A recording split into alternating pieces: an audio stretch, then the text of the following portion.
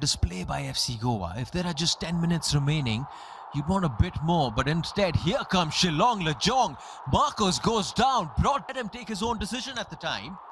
but here comes that big decision. Red card. FC Goa are Ke Shillong Lajong FC kan saya kun persya ya ke East Bengal haka quarter final haka jengilakai football kaba chispa life lesson jong ke Duran Cup bela penyai daka rukot Duran Football Tournament Society bat ke All India Football Federation kebanlong haka arhoiterik mentau benai nailar arajar pusau kabadi ke sengi balang haka por nyo bejejen miet ha Jawaharlal Nehru Stadium Shillong.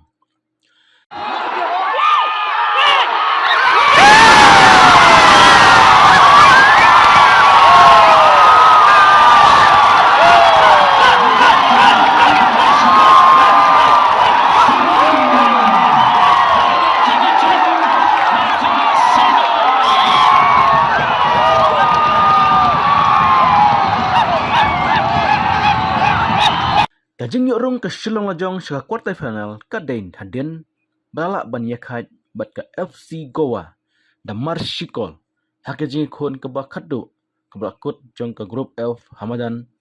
JN Stadium Polo Shillong keban kiu hajrong du nabaro kisau telikitim ke Shillong Lajong kadai ban job ia ke FC Goa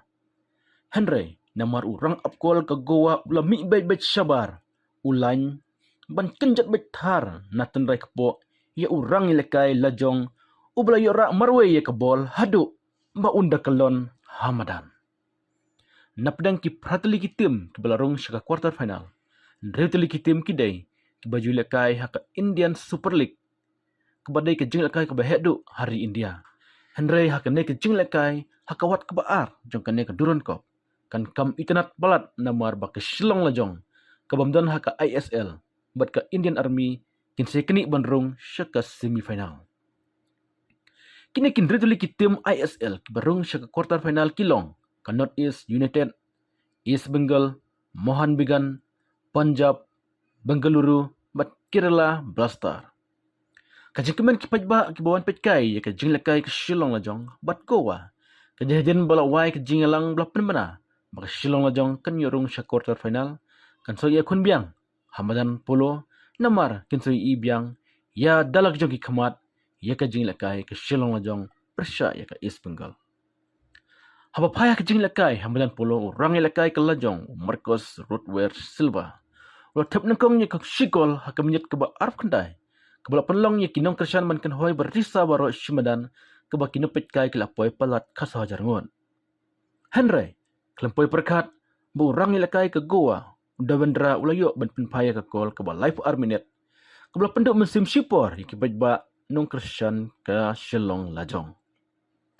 Habalayat keminit ke ba nyob kendai, ustilba ulayo bendera marwe ke bol, Henry urang apkol ke Goa, ublami bet sabar ulan, ulalait kenjat bet ya kepo. Hadu benda kelon Hamadan ba dehang ne referee, ulah si bet dakarat kat, ban BEU ne urang apkol ke Goa Syabar Ramadan.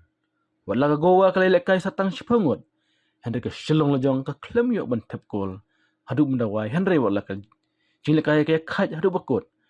Ke Shillong Lajong kalau yok rongpat sa quarter final namar. Ke Goa ke sat tep sankol. Kat ba ke Shillong Lajong kala sat tep tang sigol habarok lai teli ke jinglekai.